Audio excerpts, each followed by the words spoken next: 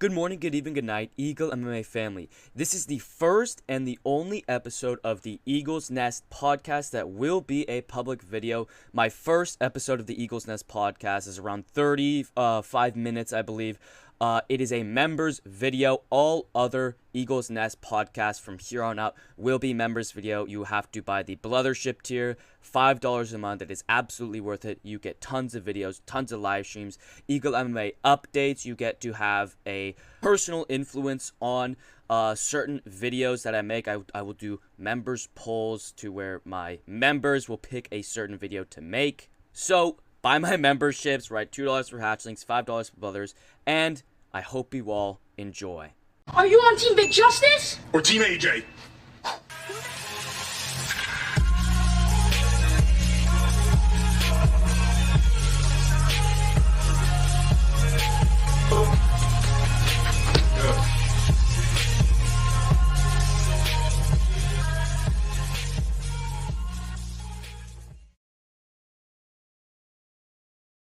Good morning, good evening, good night, Eagle MMA family. This is the historic second episode of the Eagle's Nest podcast featuring the one, the only, Rigo MMA. What's good, Rigo? How's it hanging? It's good shit. So let's just get right into this, right? Fast, high-paced, high energy. So you're like really old, right? What were the 1920s like in Canada? Okay. Alright, I see what this is. Gotcha. This is like gotcha style MMA journalism. I get it. I respect it. So just what were they like though? That's it's still an interesting question. Do you want to ask me something serious, or am I gonna? Okay. I'm a professional. Okay. Treat me Okay. professional.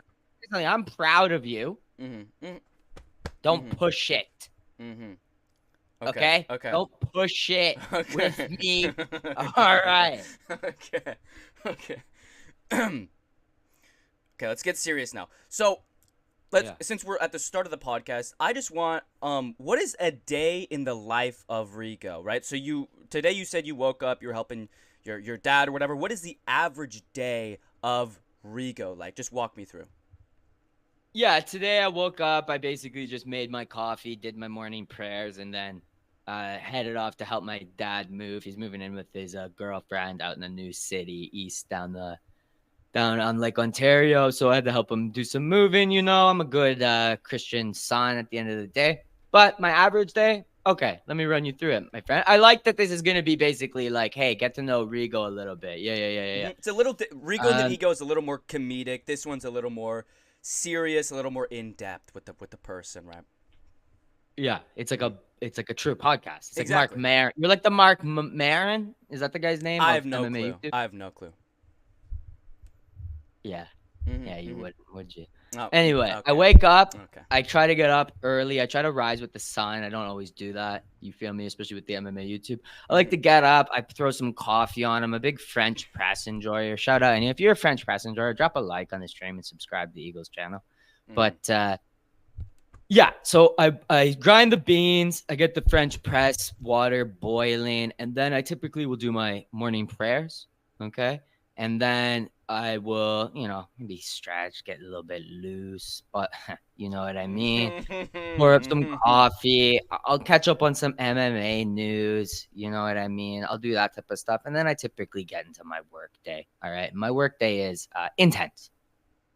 It's intense. I'm not going to bore the viewers with that, but let's just say it's a very intense.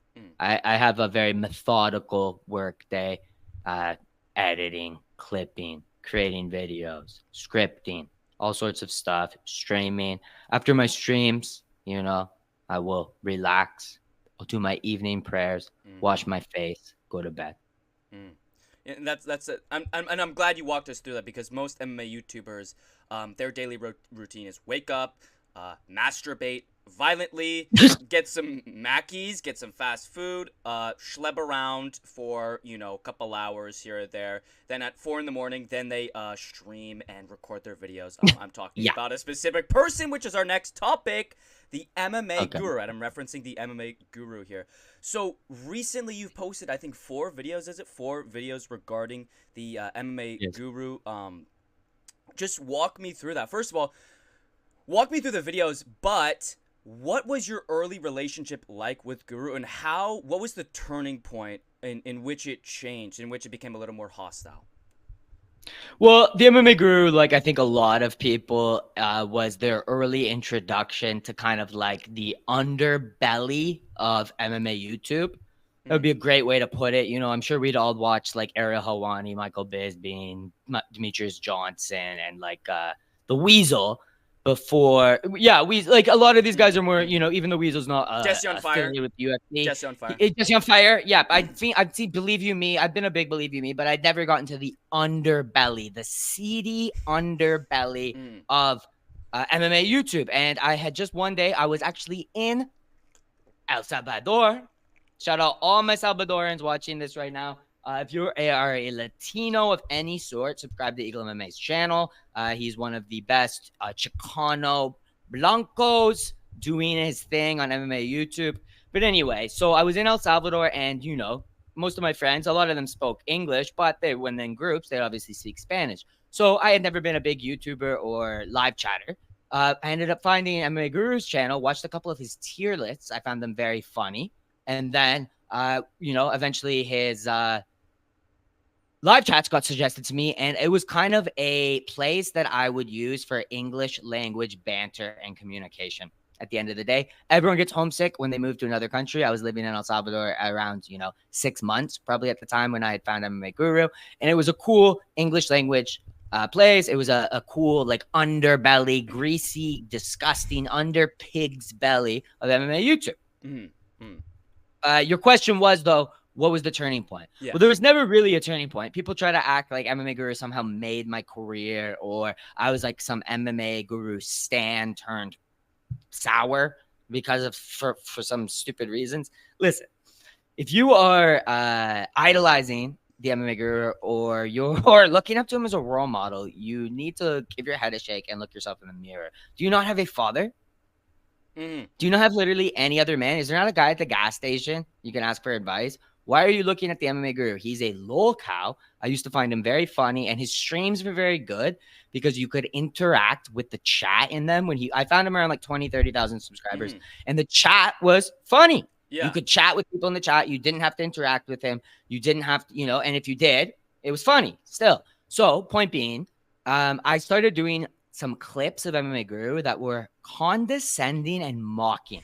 The only person who could not actually distinguish that, or see what I was doing with that, would be someone who's completely delusional and high up their own methane.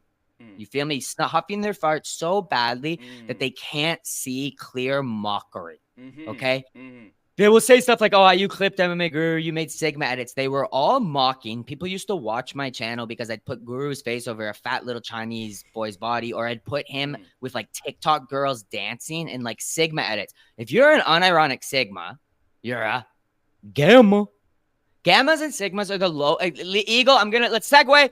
Tangent. Gammas and Sigmas are losers. Okay, they're what people. Yes, they are. Shut up. Let me talk. They're what people who say, when people say like beta, they're talking about gammas and sigmas. Sigmas are social outcasts who can't even conform enough to get along in society, and they have to make all these cope things like edits about themselves, about how they would be the alpha if people could just see it. Betas, on the other hand, are based boys who understand their position in a society and don't need to be the alpha. Gammas are losers who get pushed around by betas and alphas. Sigmas are worse than gammas. No. Okay. Let me jump in right here. The people that you're talking about are not real Sigma males. Those are beta males that are not accepting their beta male status. So they're like, oh no, I'm a Sigma because no one real Sigma males no one likes them because they're doing their own thing. They're the ones up at 3 a.m. while Yeah, no one else is guess what? awake, They're grinding. They're dirtbags who can't get along in a social setting. Okay, let's just move on then. Because you're wrong about this. So anyway, since we're wrong, let's move on. YouTube shit, my early YouTube stuff was basically mocking the MMA Guru for like a couple months in like October of like 2022, like fall of 2022. And then I quickly started making UFC edits, like Dober edits and Bilal Muhammad edits that were hilarious. And they brought over thousands of subscribers to my channel. I was one of them. I'd maybe got 1,000 subscribers from doing the Guru clips. Like, sure, yeah, I'll admit that. But it was like, the reason people were attracted to my channel was because it was mocking him. It wasn't glazing him or just doing boring clips. But point being, I started doing all of that. Guru, from the very day one, used to tell people that I was a fed or a cop and that I was trying to get his channel taken down with the stuff I chose to clip. Like, he was always trying to take my channel down. Any OGs can remember this. If they're honest, they will admit this. There was a small period where Guru was like glazing me because he couldn't choose not to because his chat was glazing me. He would get hundreds of messages in a live stream going, have you seen Rigo's video? Have you seen this? Have you seen this edit? Have you seen this? It's so funny and shit like that. And he started to glaze me. And when I started doing live streams, he's like, oh, Rigo's actually not like a weirdo. He doesn't seem like a cop. Yeah, you schizo.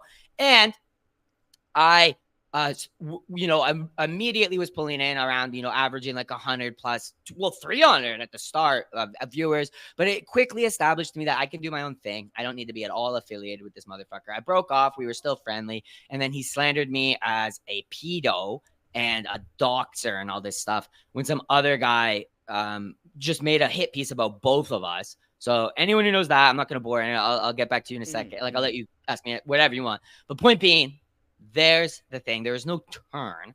I stumbled, though, into doing this inadvertently through doing like MMA meme edits. And now Guru's Day of Reckoning is upon it. Exactly. And that's my next question, but I just want to recap. That was actually a great explanation. I do want to say that was a good explanation. We're not going to talk about that expose because we know why. Guru's downfall, right? There is a civil war right now. There is a civil war about to break out, and there are two sides. There is the MMA Guru side, which is the pagan, homosexual group, right? 180,000 people on that side. And there is the Rigo side, which includes Rigo, Lucas Tracy, Jesse on Fire, James Lynch, Ojais, Bedtime MMA, Eagle MMA, and so many more on the verge of a cultural revolution. I just want you to give your thoughts.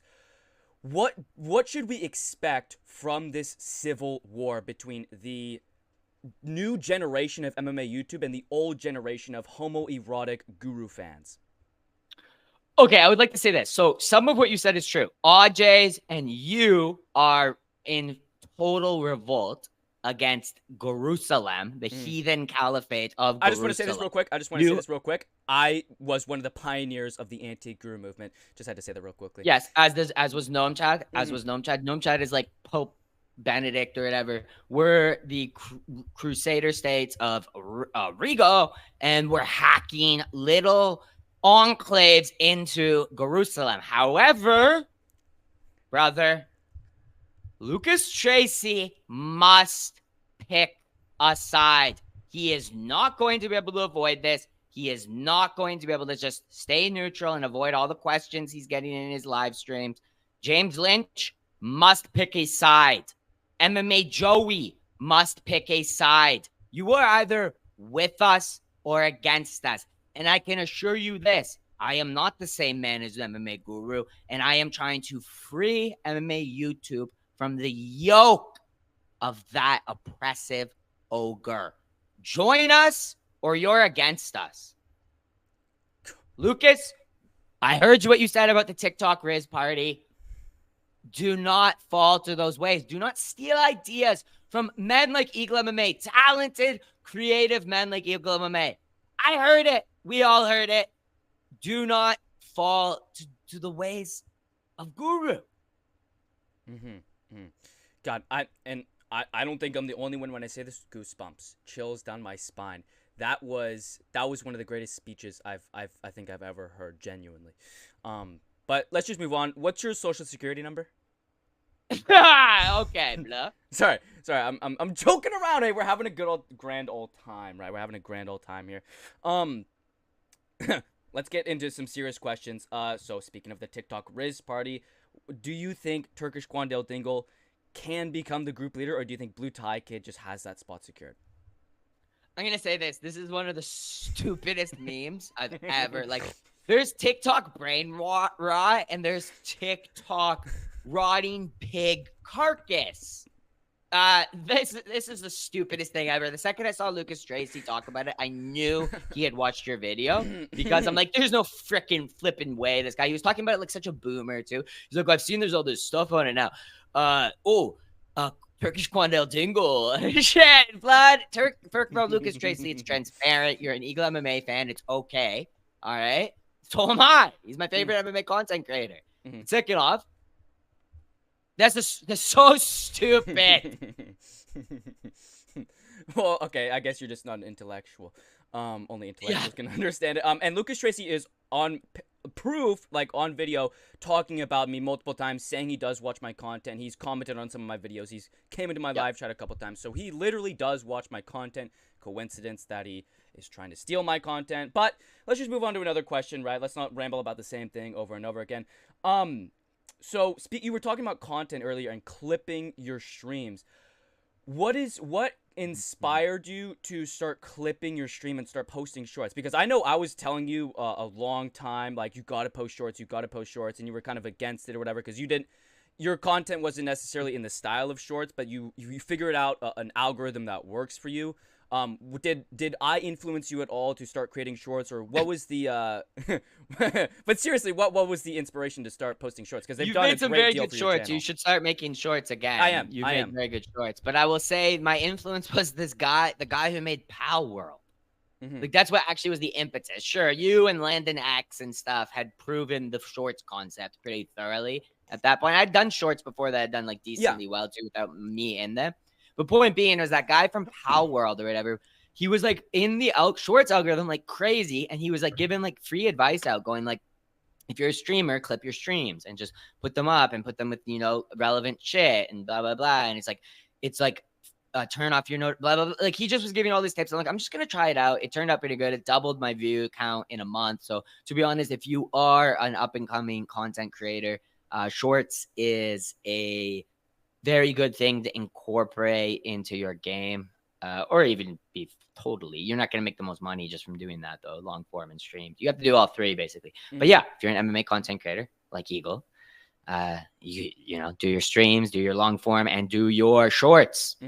Yeah, exactly. And I've talked about that for a long time, right? Obviously, a lot of my audience was from you, Rigo, but I think I got like 50 subs, and I have a short with 22,000 views. Like, shorts, I think definitely, if I didn't get your influence, I'd probably be, you know, less subscribers and everything, but it was still listen. I've plugged a lot of people in my chat.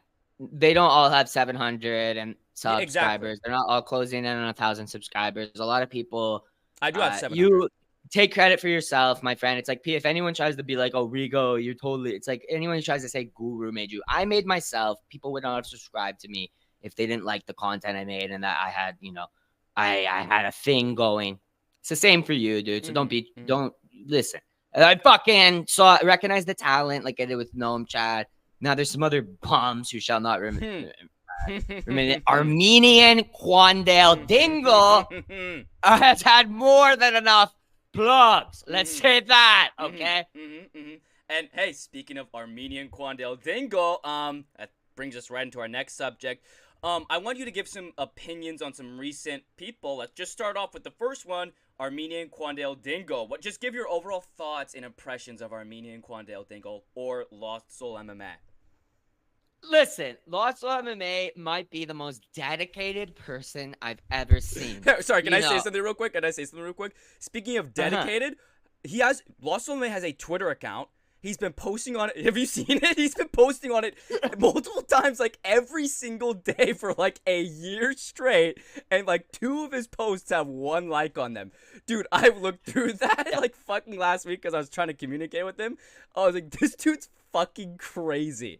Sorry, go on. Yes. Crazy. Bustle is a crazy person, and he's the most dedicated person who will not, but who's also like, who won't change. Like, he's been doing it he's never like looked at it and be like, why am I getting no engagement on my Twitter? Who cares? Same thing, exact same thing every day. Hey, why is no one looking at my shorts that are just called October 1st, 2023? Oh, who gives a shit about putting a title? He's dedicated as hell. You have to respect Lost Soul, bro. He is Armenian, Turkish thing, or Turkish, whatever. Fuck yeah, you know. Sorry, I just thought that was so fucking. Dude, I stumbled upon that. I was like, he's fucking nuts. But let's get to our. And actually, let me ask you a question. Let's just change subject really quickly because you just sucked on a vape. You were just sucking on a little vape. What are your opinions on nicotine usage? Do you think there should be an age limit for it? Do you think what do you think is the difference between cigarettes and vapes? Just give your overall thoughts. Well, listen, first of all, cigarettes are pretty bad for you. That's pretty established. If you're going to go on some, it's hard to argue that cigarettes are good to use unless you use them in like extreme moderation. And at that point, it's like, whatever, like, it's like anything in moderation is fine pretty well. You could blast black tar and it's not going to affect your health, but like once a month or something, you know what I mean? Yeah. The point being, it's really hard not to smoke a lot. So if you do build up a nicotine addiction, vaping's better. I never started vaping first. I was born in an era where I smoked cigs, like when I was like in high school and stuff. And then in college, I got more into them because I could buy them like legally and stuff like that. So speaking of the age, what age should it be? I don't freaking know, dude. In Canada, when I was growing up, you could smoke a cigarette at 16 without the police doing anything to you. You couldn't technically buy them till you were 19. It was like, or 18. I can't remember. It's 18 or 19. I think it's the same as alcohol. Whatever, where I live in Ontario. But it's like, I don't like, that's like a fine age. Like, you don't need to be harassing 16-year-old kids who can work at McDonald's or Wendy's or landscaping shit about having a dart. I don't think young kids should be having a cigarette. You shouldn't demonize smoking. You should be allowed to smoke indoors in like a bar. On planes? If it's the establishment. No, I don't think so. Personally, but in airports, yes. When I was in Portugal, they had airport things that were like vented rooms, but not even closed doors. It was really funny. It was like just a double door, like glass double door that you kind of had to snake through, but it didn't close. So like a little snake S thing, and then there's just 15 pilots and airports ripping double darts at the same time, and a couple flat people. That's like, yes, the whole idea that you can't smoke in the Toronto Pearson Airport or LAX and stuff like that is freaking crazy, bro. But no, I don't think you should smoke on it. Like, listen, just get a fucking nicotine gum.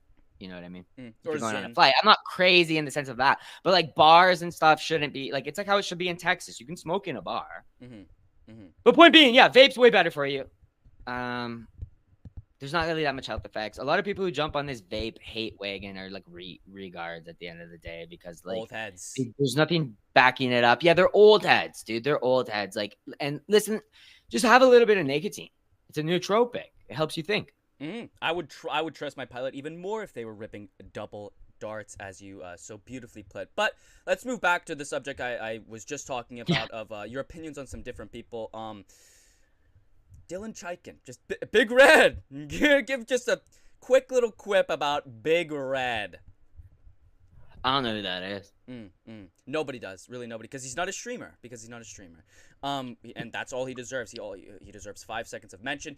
And another recent person, in fact, just last night, you were having a little argument with him. He goes, tie bats. Just give a quick little quip about tie bats. Listen, I feel bad. I did not know tie bats was a defective. I did not know he was mentally defective. Okay, he does not know the difference between an upward trending graph and a downward trending graph. If bro wants to app on me in live chats, I'm gonna allow it from now on. He is, he's a defective. Tie bets is to First you of all, as Alpha X is to me. Listen, we should. Are you gonna post this before 301? Yes, absolutely. Even Instead probably of even talking about today. retarded, hey, I'm gonna give you a little bit of advice. You should clip Hmm. out everything from Dylan Chalkin up till now, and then let's jump over. Segue. Give you 2 seconds. Refresh. Do a 301 segment. No one's gonna want to hear about stupid micro drama shit, dude. The Lawson shit's funny, but you know what I mean. Fuck Yeah. those guys. Okay. I'm gonna keep all that in, but You can keep it. Whatever. it's just a 5 second. Yeah, it's just a 5 second little thing. But speaking of 301, 301? I think people are not hyping this card up to be like amazing. I've looked through this card. Do you agree that it is one of the most underrated cards ever? And do you agree that it will be one of the best cards ever? It's ridiculous. It's a great card though. So a couple of fights on the card. One of them being Elvis Brenner vs. Mick Dickback Ora B. Fucking insane fight. Who do you think is gonna take that and how? I'm gonna take big juicy Oro boy. Okay. And what is the main event? A lot of people are picking Steve Erceg, Steve Carell. What, a lot of Australians? A lot of people, unironically, are even just like random people, not even Australian. Do you agree with that at all? I have seen it. I don't get it. Yeah. I don't get it. What are your thoughts on the Erceg Pantoja matchup? I think it's a clear walkthrough for Pantoja. I think Pantoja first round finish. I think Pantoja will strike with him, hurt him on the feet, and get like a standing rear naked choke on Steve Erceg. I think he's going to run through him. Steve Erceg has had problems in his career with like unranked fighters. Alexander Pantoja has beaten the shit out of Brandon Moreno fucking 3 times. Kai Carver, he's beaten everyone in the division. You think number 10 Steve Erceg, who got one knockout, he's like 10-0 against he's 10-0 against the top 10 flyweights or some stat like that. Yeah. I might be mixing it up. Someone in the comments corrected, but like, yeah, Pantoja's like 10-0 against top 10 flyweights. I think he's really good. He hasn't even started to come down from his hill. He's totally crested, and he's like at the highest possible plateau you can be in flyweight. You know, I think he's going to solidify himself as one of the flyweight goats. Like, it's going to be hard for anyone to get friggin' 12 defenses or whatever, like DJ. But you know what I mean? Like, for new age flyweights, this Pantoja stuff is crazy. I feel like it's delusional. I don't understand where the rationale. I'll be listening to people's picks videos and like, hey, I don't always have the most logical picks, but I'll be listening to these guys make really logical picks for like 13 fights. And then it's like, yeah, and Erceg's going to KO Pantoja. Pantoja's taking all this damage. It's like, what are you guys talking about, dude? I don't think Erceg has a chance. I don't think first round, just because Erceg's like, these guys are quick little flyweights. I know Pantoja's got first round finishes and shit, but I can see it going a little bit longer, but I just see it being absolutely embarrassing. Like, I don't see Erceg having any real moments in the fight. I'm more excited for the co-main. Yeah, that's what I was. King of Rio versus the King of San Salvador. Who do you think is going to win? Jonathan Martinez versus Jose Aldo? And do you agree with the matchmaking? Who do you think is going to win? Jonathan Martinez is going to decimate him, I think. I could even see Jose Aldo's leg breaking. I think he's got some leg problems now just from the accumulation of all the low kicks he's throwing throughout the years and just the training with the legs. He's older now, so you start to get bone like micro breaks and everything, shin splints. Yeah, and it's just like your bone density starts to peaks in your late 20s or early 30s or whatever, but then it starts to can start to go down or whatever. You know, like women will get like osteoporosis. I know men don't get that, but whatever. You know what I mean? So yes. I can literally see Jonathan Martinez breaking his leg. Jonathan Martinez is going to fight at range.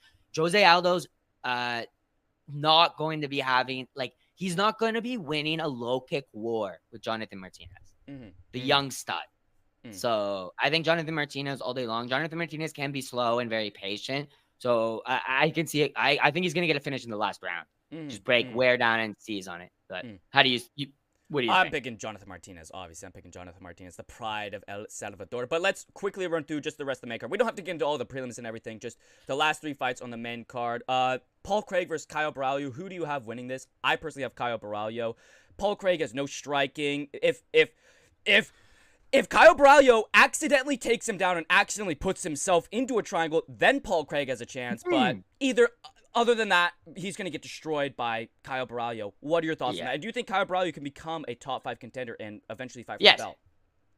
I think he will. I think Kyle Baralho, even if he does get surprise triangled or something by thing, he's the one type. He's like some of those guys who will get out. He's got really good defensive jiu-jitsu. He's a jiu-jitsu specialist. His grappling's great.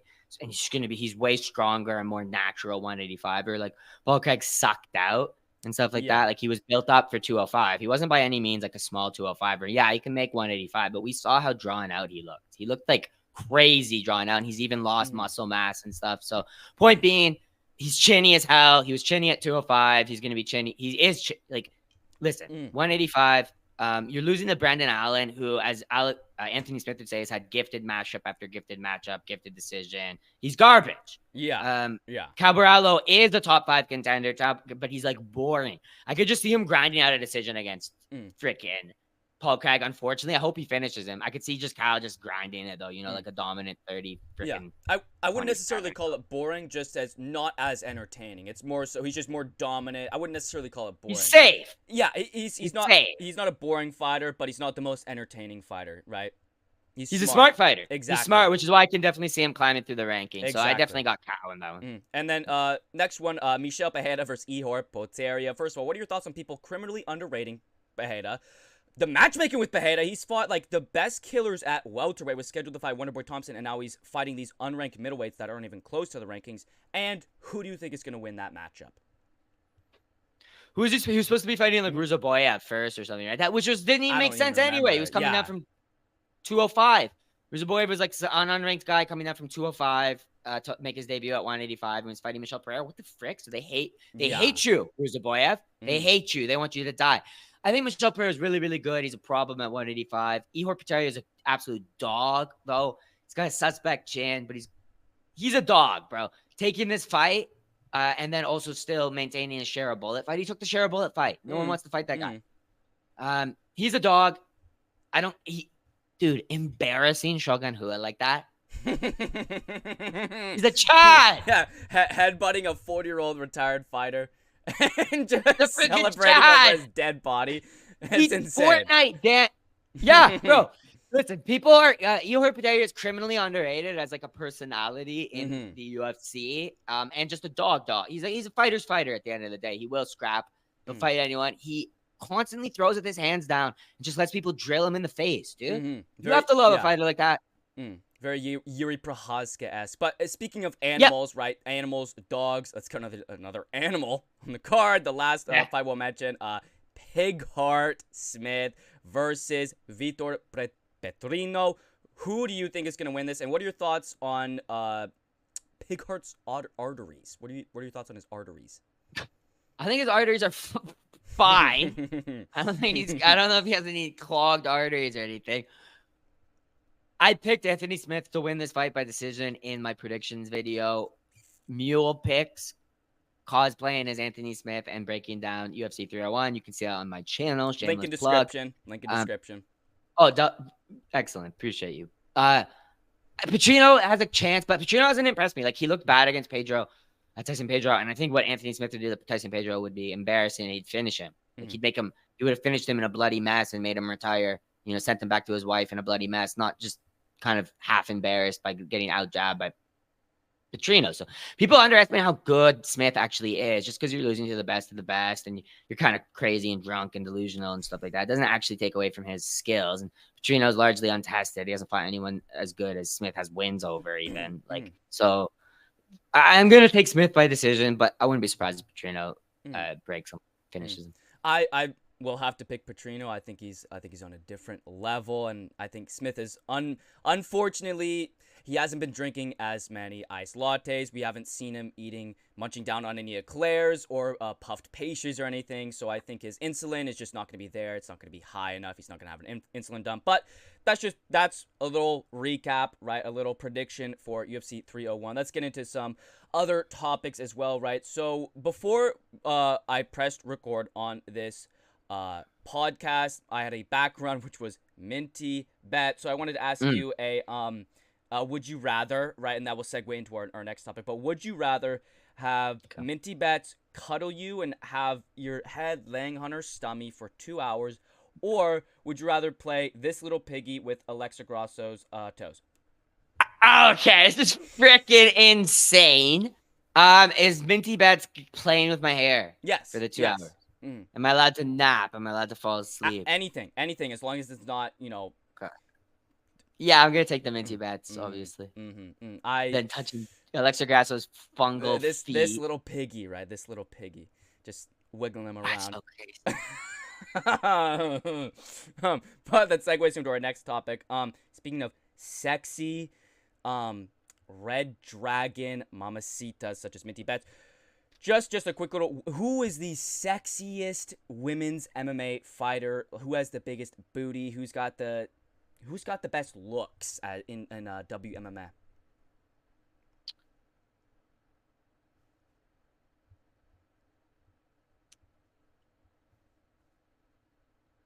You know who has the best looks? Mm-hmm.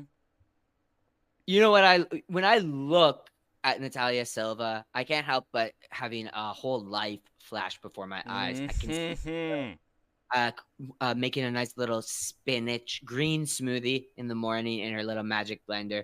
I walk up behind her. I wrap my arms around her waist. I kiss her on the ear and neck, and I say, "Hey, I hope you have a great training session today." I record some tier list, some MMA tier list. Maybe I do a stream. I go pick her up and surprise her at the gym. I've got a bento box, her favorite, some stupid Japanese stuff. She's so emotional. She's literally crying in front of dozens of people in her gym that I brought her a bento box. I give her a little kiss on the forehead. I go back to work. I pick her up after her second thing. We drive to the primary school where our 2 toddlers are attending. We pick them up. We take them to the library. The kids get some books, those cool books that will tell them like frogs. It's like all species of frogs, like I spot. What are those? You know what I mean? Yeah. Okay. That was a great little scenario there. Great little scenario there. So let's move on to something else. And earlier we were talking about shorts content. What are your thoughts on young Sheldon? Just give your thoughts on it.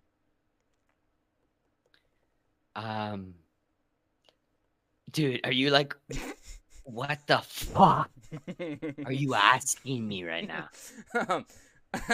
Okay, let's. Okay, real question, right? Young Sheldon obviously is a TV show about the Big Bang Theory. Sheldon, as a younger self, growing up in his life in the country. It's a very I know what it is. It's a very awesome show, and I get clips of it on my shorts constantly. It's 1 every 5 shorts. So I wanted to ask you, what is your shorts feed like? What shorts do you get recommended constantly? I know you've talked about, cow or horseshoe cleaning and everything. What is your shorts recommended feed like? I used to get that a lot. Those like random shorts like that. You had no like real, like it was like, why am I getting this? Like the horse ones. But now it's more of a curated feed that the algorithms picked up. I obviously get like I get a whole bunch of MMA shorts. I get a lot of Fallout shorts lately because I watched the Fallout show and I made a couple videos on it. So I was like looking up a lot of clips on it. So I've been getting like Fallout shorts. I'll get like Halo shorts and stuff, even though that's not like my real interest. So like some stuff like that, because I guess I watch the Fallout shorts and it starts giving me to like games and stuff. But stuff like that, I don't know, dude. That little midget guy who does what's his name? G-Bills. I have no clue. You know who I'm talking about? He's got like the glasses and he's like a dwarf and he does like a lot of Fortnite memes. He does like the Fortnite. Oh, I know who that is. Yeah. Lego Batman or whatever, right? Like, bro, think that guy. I get a lot of that guy. Stuff like that. Yeah. Do you get any like Dr. House clips or like movie clips with like that one same sound in it in every single clip or? No, I get a lot of Christian shorts though, where it's like guys reading the Bible or just doing something, but they all use the same sound, and it makes me want to yeah. Holy crap, dude! Like how unoriginal! It's crazy. It makes me go. It makes me go crazy. But let's just segue into another topic here. Speaking of shorts content, right? You've posted a couple shorts about making mixed drinks based on fighters. So first I want to ask, which one of those mixed drinks is your favorite, and what is your favorite mixed drink in general? Well, the best drink that is an original recipe that I created would have to be Liana Jujua's Kitty Juice. It's delicious. I highly recommend you check it out. Nice, refreshing peach flavored cocktail. Jeez Louise. And my favorite mixed drink, it would have to be a Moscow Mule at the moment, though I am a massive Paloma enjoyer. All my Chicanos know exactly what I'm talking about. Okay. But so speaking about your YouTube career, how did you get into this sport? And I was gonna ask you how you got into YouTube, but you already answered that. But how did you get into this sport? I feel like you've talked about it before, but I can't remember. I can't remember it. I started watching UFC when I was like in early high school, so when I was like a junior and stuff like that, or freshman. That's what you Americans say. When I was in grade 9, grade 8, grade 9 type stuff. At my buddy's house, we play a lot of UFC on the Xbox and stuff, and like, you know, obviously Call of Duty and stuff and all those stuff. And then we'd start watching. We were all very interested in guys like Roy McDonald and GSP, obviously, because this would have been like 2009, 2010. And then, yeah, I was basically like a casual. Well, more so than a casual, because I would watch it a lot with the boys and stuff like that. I wasn't just like watching the main stuff. But, you know, and then in university, funnily enough, both times, like I fell out of watching it. I would pretty much did become a casual. Started just watching like only main events like John Jones and stuff like that, and like John Jones Gustafson and stuff like that towards the end of high school and like early university. And then my roommate in college got like the UFC 2 or 3 or whatever game was like out at the time, like the new UFC game. 3, I think, or whatever. And he started playing it a lot. And he was like playing as Frankie Edgar, one of the GOATs, one of my favorite fighters ever. Absolutely. He's like Frankie's a freaking GOAT, dude. And he loved playing as Frankie.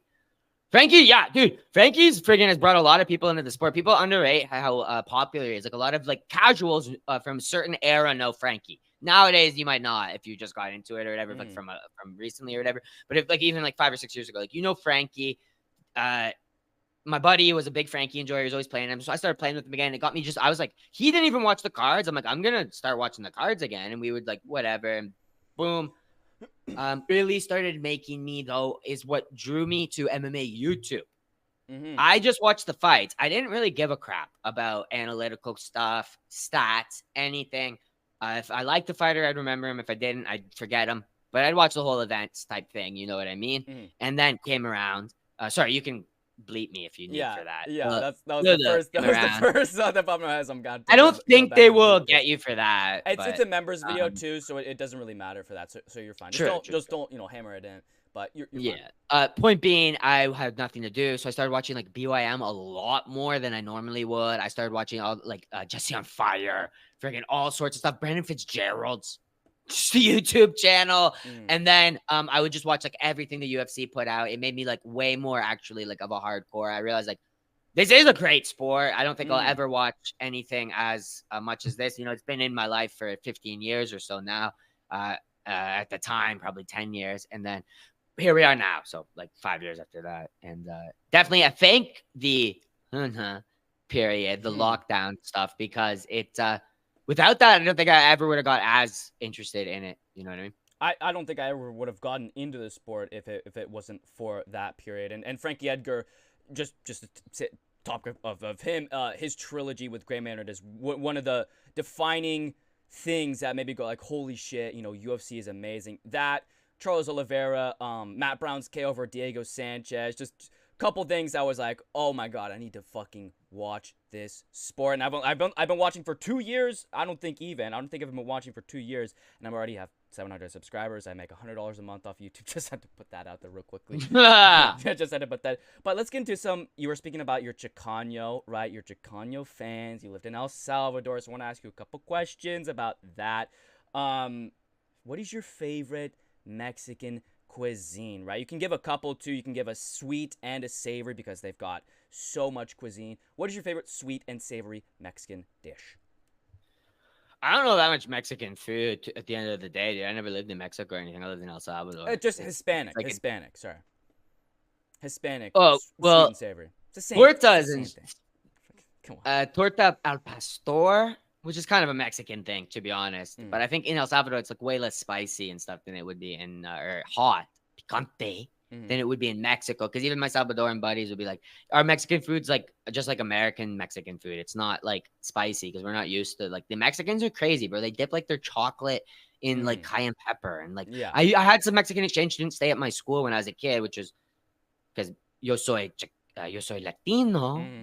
Mi See? abuela es Franco-Canadiense. Soy Latino. Okay. We had Mexican exchange students come up here and stay with us, and they would bring us like candy. Some of them were bomb, really good, really, really good. Like, they're sweet. I can't remember what they're called at this point. Some of them were freaking absolutely mental. Like, they were like popsicles you dip in cayenne pepper. Like, you know how we'd have those like chalk sticks you dip in like sweet fun stuff dip or or sour whatever. stuff? Yeah, fun dip. They were like fun dip with cayenne pepper. It's like, this is freaking in the head, or chocolate with a cayenne pepper ball in the middle. What the hell? Yeah. Does not mix at all. And speaking of, since we're on the topic of spice, there's been a lot of debate about this. Now, this is like a super controversial topic. So if you don't feel comfortable talking about this, I can cut this out genuinely if you want to. But there's a big controversy on the difference between red sauce and green sauce. Okay. Salsa verde is superior in all ways to red sauce. Okay. I'll have to disagree on you with that, but hey, it's a very controversial topic, and I don't want to get into it that much because it does spread a lot of hate, a lot of negativity. But we are starting to get to the end of this podcast here. It's been around 45 minutes of this recording. Great recording so far. So I just want to ask a couple more questions, right? Just a couple more things. If you were to collaborate with any person ever, dead or alive, for any content, who would that be and why? And don't say Eagle MMA, because we know that already. I would not. I was going to say... Well, you would, but... Go ahead. Maybe someone like an apostle, like John the Baptist. I would like, here, if I could do a dream collab, it would be to go with John the Baptist to Dagestan and mass convert like the Khabib Nurmagomedov clan and the Islam Makhachev clan to Christianity. That's in the rivers of Dagestan. That's an amazing collaboration. And speaking of content, right? You've talked about travel content. You've talked about how much you would like to travel. How soon will you be traveling, and where would it be? What sort of content would you post? Well, I'm moving out of Canada soon, within a few months, probably by the fall. You should see me moved for sure. To Absolutely. California, right? Moving back to El Salvador. Okay, we'll discuss that, but. And I will be coming to California, Alta California, y Nueva Mexico, y Arizona, sí, y Florida. Sí. I will be doing y Nevada, y Las Vegas. Sí. And speaking of Florida, right? Just give quick thoughts on MMA Guru getting invited to the Money Moicano podcast in Florida and declining it. Just give your quick thoughts on that. Listen, I don't know what's wrong with the guy. Honestly, at the end of the day, I wish him the best because he's clearly got some like severe depression and anxiety and all sorts of like. At the end of the day, he's clearly got but at the end of the day, he's clearly got a whole bunch of mental health issues and stuff like that. And honestly, I'll keep the guy in my thoughts and prayers because it's not only the mental health issues, he's also he's very insecure about the mental health issues. So he can't even just be honest with people and go like, I have social anxiety and all this like body dysmorphia stuff. And it makes me insecure to go out. And I'm a little bit worried that maybe McConnell will set me up and I'll get beat up because I could see that happening, like McConnell getting MMA Guru in a headlock, and then Gilbert Burns starts farting on his face. They shove him in a locker, and you know what I mean. But point being is, then he gets insecure, so he'll get like mad and create all these cope things as to why. A lot of it is that I'm gonna get attacked. No one's gonna recognize you in Miami, friend. No one's gonna recognize him in general. No one would recognize him in London anyway, right? He constantly over. But at the end of the day, keep the MMA Guru in your thoughts and prayers because those are gotta It's be a some tough hard. situation. It's a tough situation. Social anxiety, British, gay. It's a lot of stuff to deal with. But with our second to last question, so Ronda Rousey has made some recent statements talking about how everyone hates me. How does this affect LeBron's legacy? Oh, well, this is a really great point. Mm. It's a really great point. Mm. Listen, I don't know. That's freaking hilarious. And it's serious now. What is Ronda talking about? I don't hate her, and I'm like a constant like WMMA crap talk. Dude, And she's like one of the few people I've never talked crap about. You're looking at the biggest anti-WMMA enjoyer. She's kind of. I've never said a negative thing about Ronda Rousey. And even if people do in like my live streams, I'll be like the first person to go like, she's like entertaining and hella exciting and like, you know, I don't like what the heck. What is she talking about? Exactly, and I've Menopause. also I've also never and I've also never said anything negative about Ronda Rousey. Don't look into that. There's no clips. Don't look into that. But hey, we're wrapping up this podcast, and at the end of every single podcast, I like my interviewee to ask me a couple questions. So just run them ahead. Just ask me any question you feel.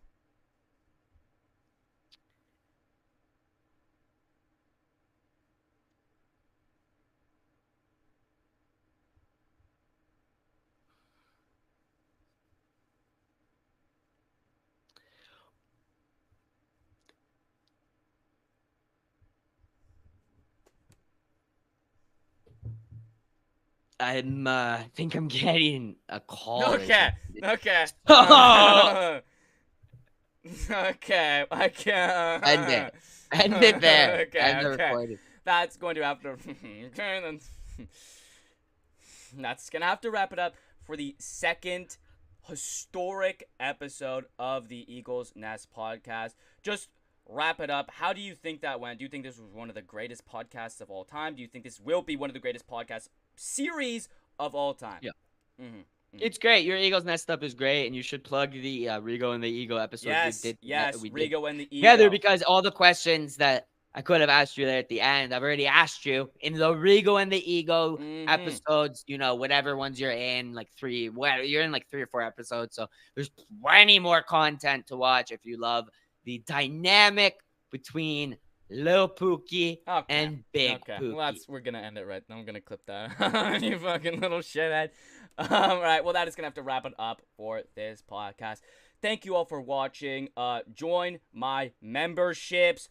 $2 hatchlings tier. You get several videos a week, several live streams a week with Eagle MMA updates. Brothers tier, you get this podcast. This is the only free episode I will have up ever. Every other podcast with several other hilarious guests will be behind the $5 Brothers tier. You get double the live streams, double the content, double the entertainment. Thank you all for watching. Like, comment, subscribe. Do you agree? Do you disagree? Let me know down below. Thank you all for watching. Eagle MMA out. Hey, Young Lean? Are you Young Lean? What? Are you Young Lean? No, I'm Barry Dillon.